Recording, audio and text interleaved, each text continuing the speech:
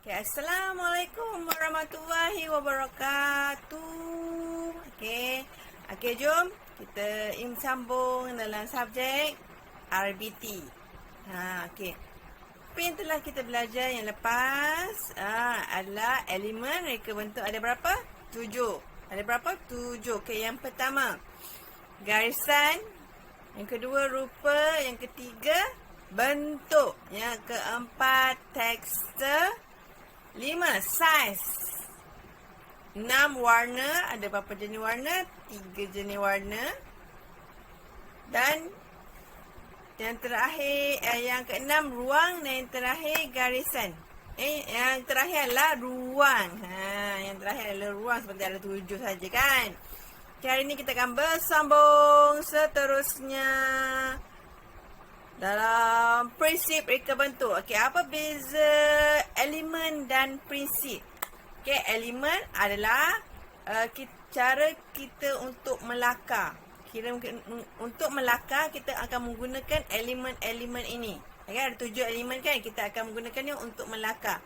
Bagaimana pula kalau prinsip ni adalah untuk menghasilkan sesuatu lakaran itu lebih cantik, lebih nampak 3D, lebih nampak real, lebih nampak menarik. Macam tu lah. Dia ada gabungan antara dua tu. Elemen adalah seperti bentuk, garisan, semua itu adalah basic untuk melukis. Tapi kalau prinsip ni, dia menghasilkan lukisan tu lebih wow, lebih cantik, lebih nampak 3D, lebih nampak real, lebih nampak kemas.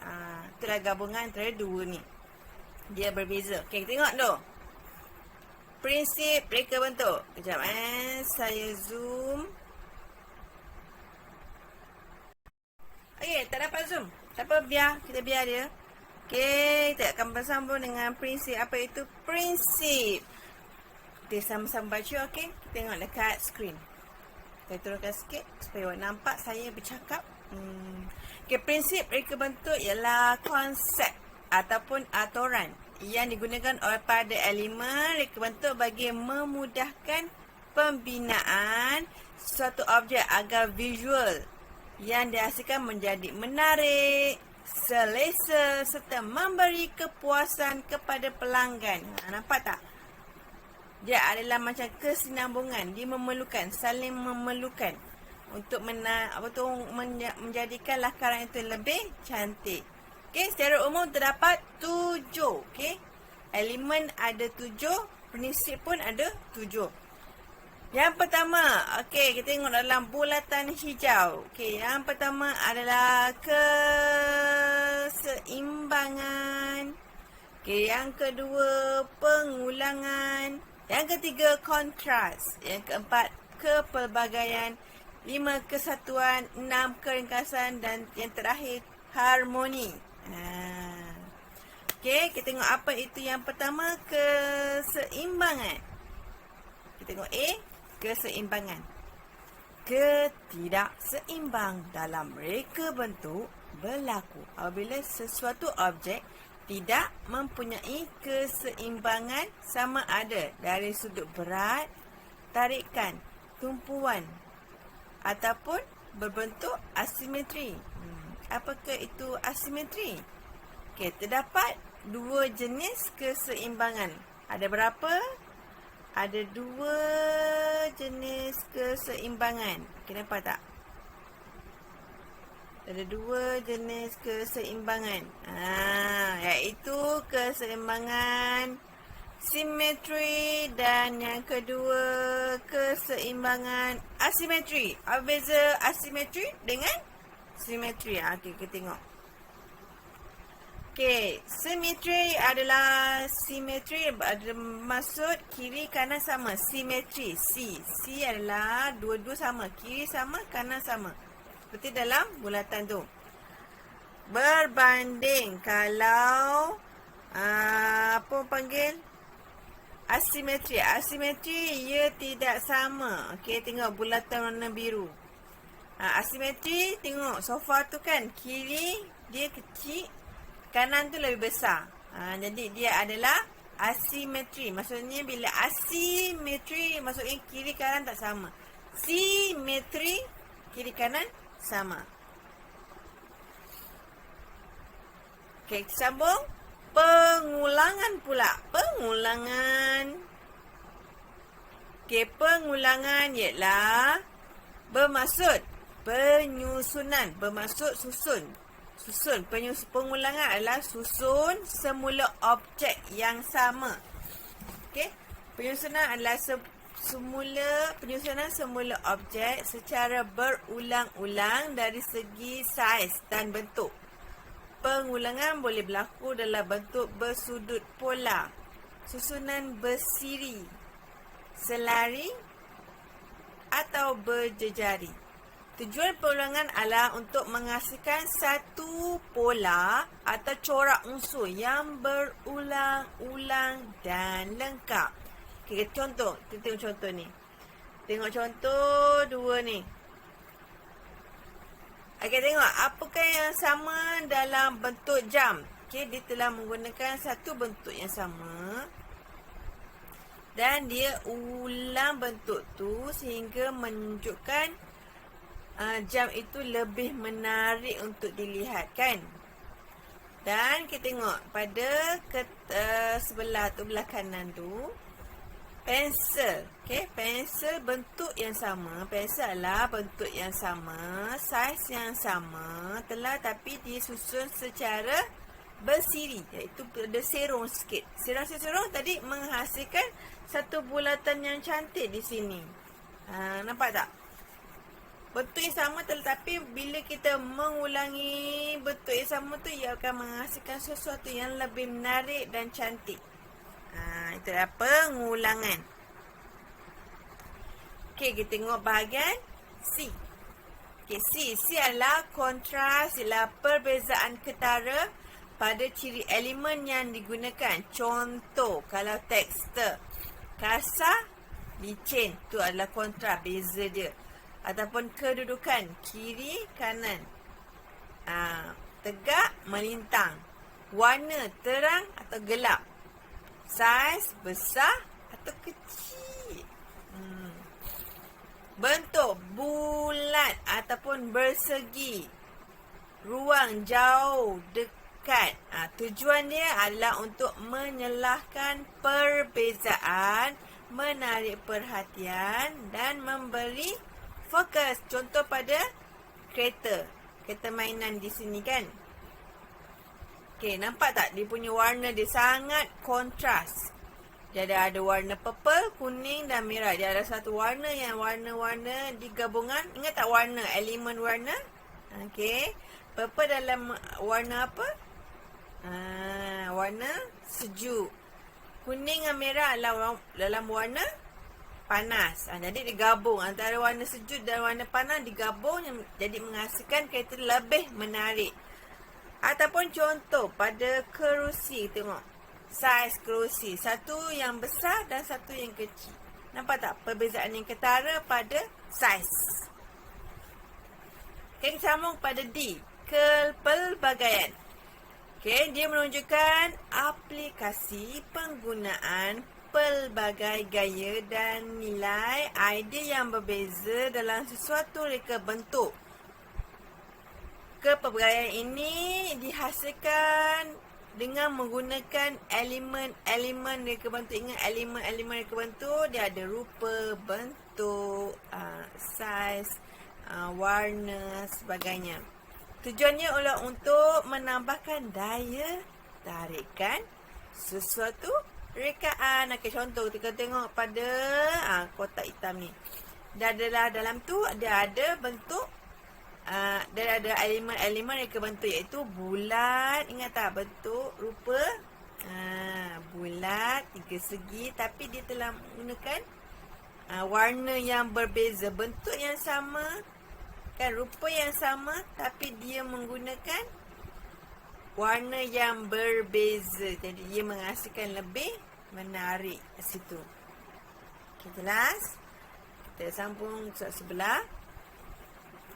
E, kesatuan. Kesatuan bermaksud semua elemen, iaitu elemen apa? Elemen-elemen reka bentuk tu bergabung untuk membentuk imej, tema atau idea yang sempurna. Contoh seperti kita tengok kat sini. Nampak ni. Okay, satu bunga ros. Bunga ros yang sama telah disusun telah menjadi satu yang menarik. Jadi dia maksud bergabung membentuk imej yang sempurna. Okay, tengok F.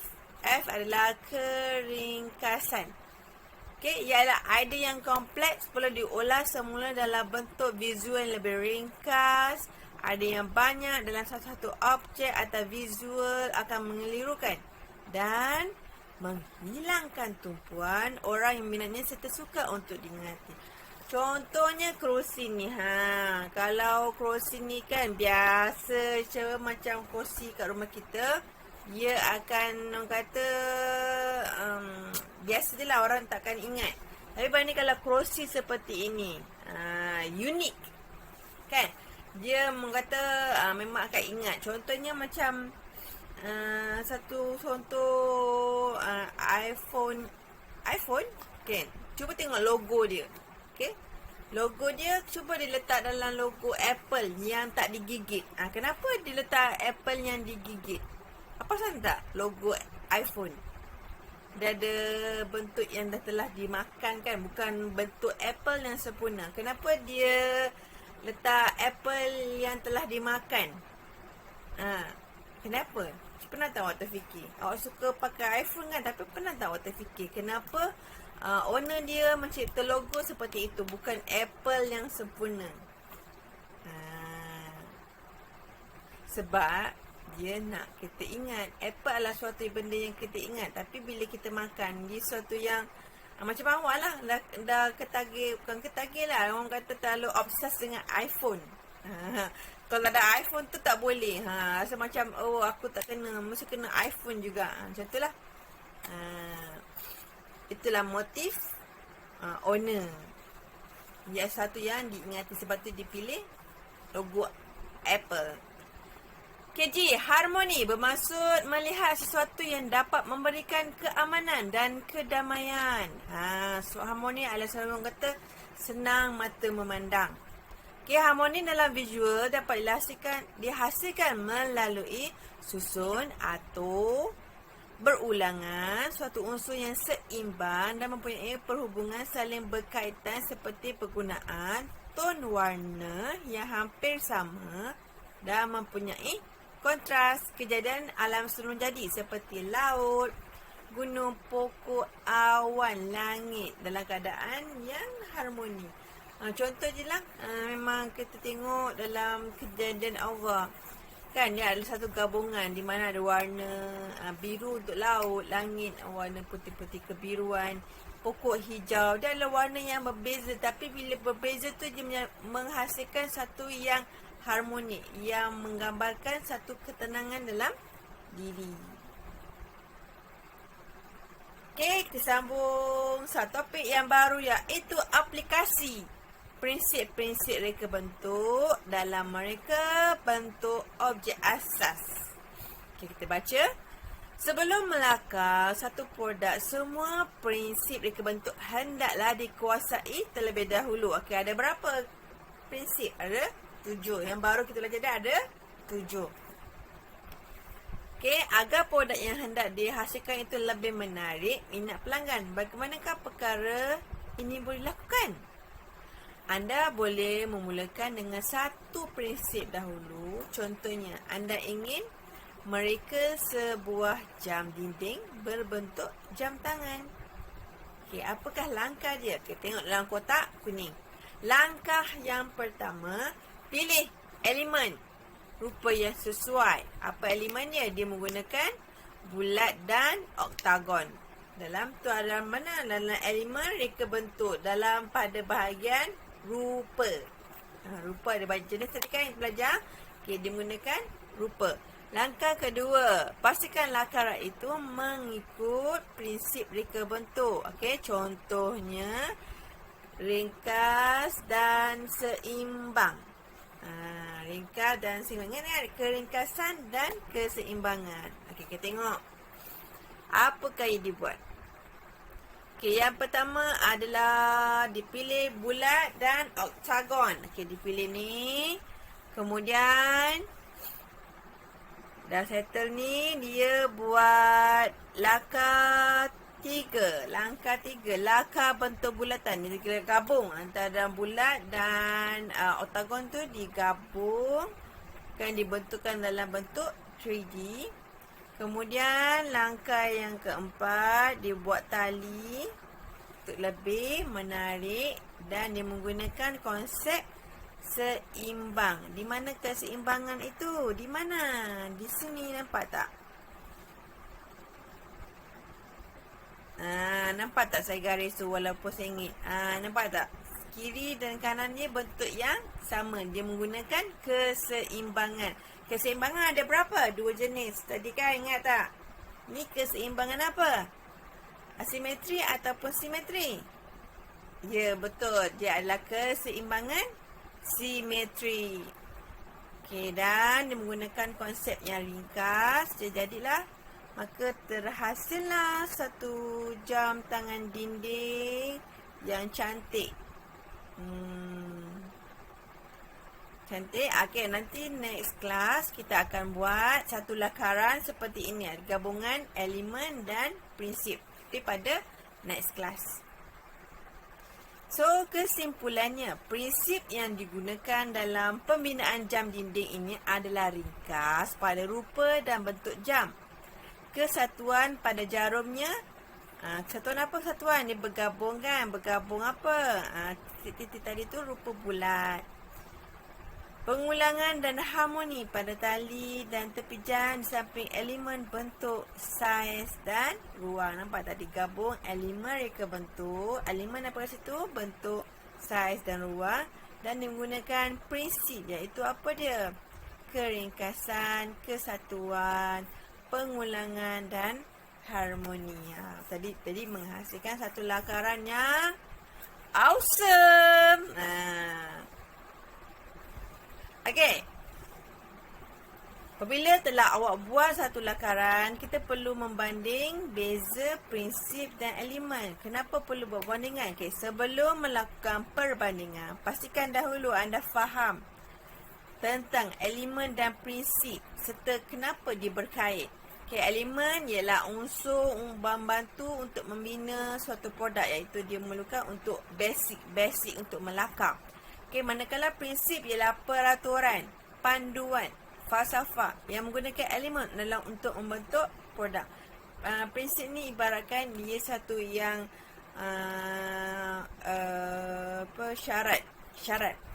syarat-syarat untuk melakar. Kalau kita menggunakan lakar saja tanpa ada syarat, ia akan menghasilkan lakaran yang entah apa-apa je kau ni yang lukis macam tu lah. Tapi bila ada prinsip, ia adalah syarat, dia adalah panduan, ada guideline. Dan sesuai guideline, jadi dia akan menghasilkan lakaran yang lebih cantik. Okey, bagi melakukan banding beza prinsip dan elemen reka bentuk, satu contoh produk siap yang terdapat dalam pasaran. Contohnya, okey, contohnya boleh awak lihat, ambil kasut sekolah ataupun ambil kotak pensel awak, ataupun ambil mainan awak lah, kereta ke, robot ke, suatu yang fizikal. Okey, yang dah siap, okey, buat. Kemudian buat satu perbandingan. Ni pun kita akan buat pada next class. Kita akan buat satu perbandingan. Kita akan tick bahagian kasut. Maksudnya kalau semua ada, ialah satu yang produk yang memang mematuhi reka bentuk dengan menggunakan, dia mengaplikasikan elemen dan prinsip. Okey. Yang bahagian kotak hijau yang bawah tu, yang jom buat berdasarkan gambar logo, bincangkan elemen dan prinsip yang digunakan. B. Mengapakah reka bentuk ini menggunakan warna yang berlainan? Apakah contoh penggunaan rekaan ini? Okey, jom buat ni. Saya nak awak buat dalam buku tulis. Okey. Itu adalah latihan untuk kelas hari ini. Saya nak awak buat latihan itu. Tak payah melukis. Saya nak awak salin soalan dan jawapan. Lepas tu ambil gambar dan hantar dalam GC kita. Okey, itu saja. Assalamualaikum warahmatullahi wabarakatuh. Bye.